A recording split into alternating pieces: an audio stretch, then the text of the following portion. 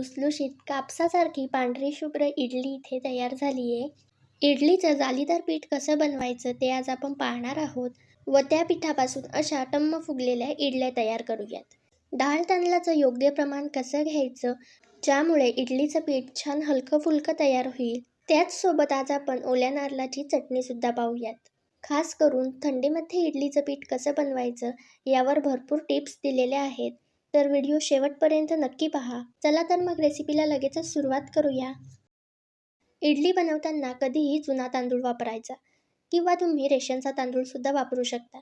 ज्या तांदळापासून भात अगदी सुटसुटीत होतो असाच तांदूळ इडली बनवण्यासाठी वापरा. डाळ किंवा तांदळाचं प्रमाण घेण्यासाठी एकाच भांड्याचा वापर करा. तर इथे मी या वाटीने दोन्ही जिन्नस मोजून घेणार आहे. यामुळे प्रमाण चुकत नाही. तर इथे मी या वाटीने 3 वाटी तांदूळ घेतलेत. जुना तांदूळ वापरलाय. तुम्ही रेशनचा तांदूळसुद्धा वापरू शकता. त्यानंतर त्याच वाटीने इथे मी 1 वाटी उडीद डाळ घेतली आहे. त्यानंतर यामध्ये 1 चमचा मेथीदाणे घालूया. मेथीदाणे घातल्यामुळे पीठ फर्मंट होण्यासाठी मदत होते. अगदी जाळीदार पीठ तयार होतं. जर तुम्हाला मेथीदाण्याची चव आवडत नसेल तर तुम्ही नाही घातला तरीसुद्धा चालेल. आता 2 ते 3 वेळा हे डाळ तांदूळ आपण व्यवस्थित स्वच्छ धुवून घेऊयात. अगदी हलक्या हाताने दोन्ही जिन्नस धुवून घेऊयात म्हणजे यावर लावली जाणारी पावडर निघून जाईल. तर इथे मी डाळ तांदूळ दोन्ही धुवून घेतलेत. त्यानंतर आता यामध्ये भरपूर पाणी घालूयात. 4 ते 5 तासामध्ये डाळ तांदूळ अगदी व्यवस्थित भिजले जातात. त्यामुळे पीठ छान फर्मंट होतं. तर इथे मी 5 तास हे डाळ तांदूळ भिजवून घेतलेत. त्यानंतर इथे मी या मिक्सरच्या भांड्यामध्ये भिजवलेले तांदूळ घेतलेत. यामध्ये 1 ते 2 चमचे आपण ज्या पाण्यामध्ये डाळ तांदूळ भिजवून घेतलेत ते पाणी घालूयात. त्यानंतर हे भिजवलेले तांदूळ आपण मिक्सरला अगदी बारीक असे वाटून घेऊयात. तर इथे मी हे तांदूळ मिक्सरला वाटून घेतलेत. अशा पद्धतीने आपण भिजवलेले संपूर्ण तांदूळ या मिक्सरमधून काढून घेऊयात. त्यानंतर यामध्ये भिजवलेली उडदाची डाळ घालूयात. 2 ते 3 चमचे डाळ भिजवलेलं पाणी यामध्ये घालूयात आणि मिक्सरला अगदी बारीक ही डाळ आपण वाटून घेऊया. तर इथे मी डाळ अगदी बारीक वाटून घेतली आहे. हे जिन्नस आपण जेवढं बारीक वाटून घेतलं ना तेवढंच आपलं इडलीचं पीठ जालीदार होतं. तर इथे डाळ तांदूळ दोन्ही मी वाटून घेतलेत व अशा मोठ्या भांड्यामध्ये काढून घेतलेत.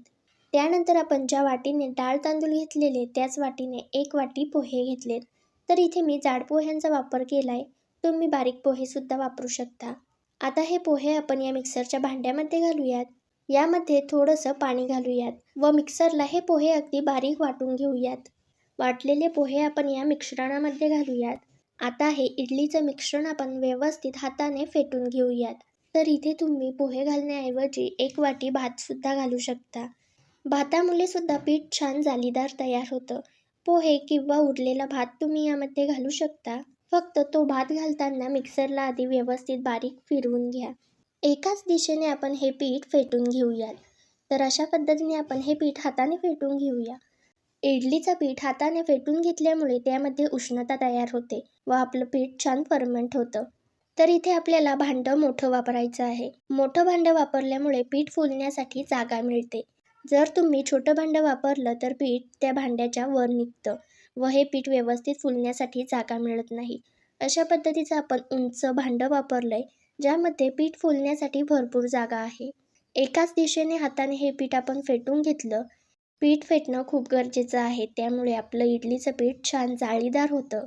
अशा पद्धतीने आपण इथे हे इडलीचं पीठ तयार केलंय व आता हे पीठ आपण फर्मंट होण्यासाठी जवळपास 10 ते 12 तास ठेवून देऊयात. तर पूर्ण रात्रभर आपण हे पीठ असंच ठेवून देणार आहोत. हे पीठ छान फुलण्यासाठी ते असं उबदार जागी ठेवा. थंडीमध्ये हे पीठ उबदार जागी ठेवा म्हणजे ते व्यवस्थित फुललं जातं. दुसऱ्या दिवशी सकाळी पाहू शकता हे पीठ छान जालीदार झालेलं आहे. व्यवस्थित आंबलेलं सुद्धा आहे. थंडीमध्ये सुद्धा हे पीठ व्यवस्थित फुललेलं आहे.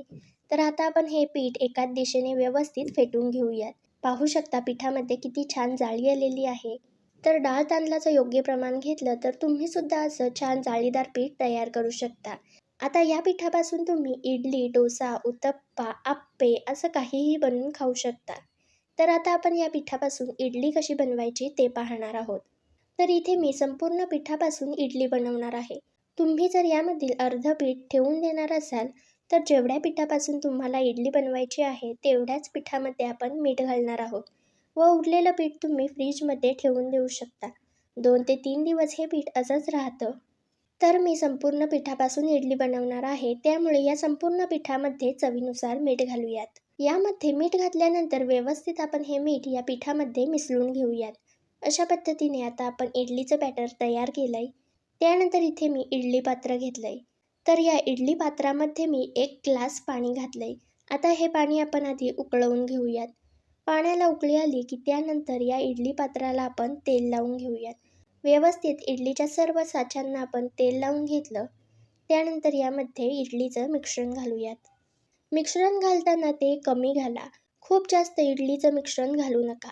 कारण अगदी कमी मिश्रणापासून आपली टम्म फुगलेली इडली तयार होणार आहे. इडली फुलण्यासाठी जागा हवी, त्यासाठी आपण आधीच थोडं मिश्रण घातलंय. अशा पद्धतीने इडली पात्रामध्ये मिश्रण घालून झाल्यानंतर थोडंसं असं हे टॅप करून घेऊयात. म्हणजे मिश्रण सर्व बाजूंनी व्यवस्थित पसरतं. त्यानंतर इथे पाण्याला छान उकळी आलेली आहे.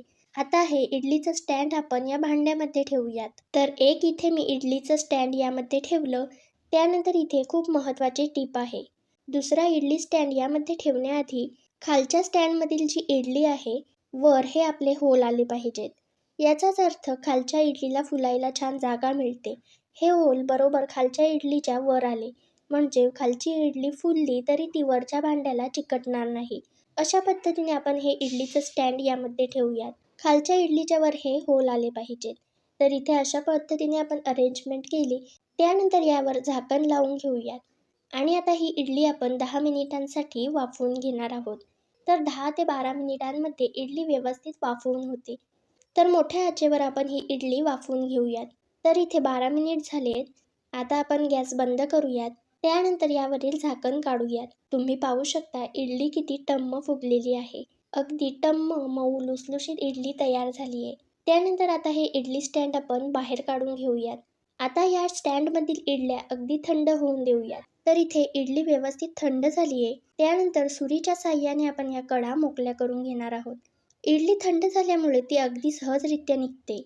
तर अशा पद्धतीने स्टँडमधून आपण इडल्या काढून घेतल्यात. उरलेल्या मिश्रणापासून सुद्धा अशाच पद्धतीने इडली तयार करून घेऊयात. तर इथे आपली मऊ लुसलुशीत कापसासारखी पांढरी शुभ्र टम्म फुगलेली जाळीदार इडली तयार झाली आहे. थंडीमध्ये सुद्धा तुम्ही अशा पद्धतीने इडली टम्म फुगलेली तयार करू शकता. तर ही इडली आपण ओल्या नारळाच्या चटणीसोबत खाऊया. आता आपण ओल्या नारळापासून चटणी बनवूया. त्यासाठी मिक्सरच्या भांड्यामध्ये ओल्या नारळाचे छोटे छोटे तुकडे करून घेतलेत. यामध्ये हिरवी मिरची घालूया, 4 ते 5 लसणाच्या पाकळ्या, अर्धा इंच आलं, अगदी थोडीशी कोथिंबीर, चवीनुसार मीठ. आता यामध्ये पाणी घालूया आणि हे मिक्सरला बारीक असं वाटून घेऊया. तर इथे मी हे मिक्सरला बारीक असं वाटून घेतलं. त्यानंतर या चटणीला आपण फोडणी देऊया. त्यासाठी इथे मी एक भांडं गरम करत ठेवलंय. यामध्ये 2 चमचे तेल घालूया. तेल गरम झालं की त्यानंतर यामध्ये 1 चमचा मोहरी, अर्धा चमचा जिरं आणि 4 ते 5 कढीपत्त्याची पाने घालूया. त्यानंतर आता यामध्ये ही चटणी घालूया आणि हे व्यवस्थित असं मिक्स करून घेऊया. तर अशा पद्धतीने ओल्या नारळाची चटणी सुद्धा तयार झाली आहे.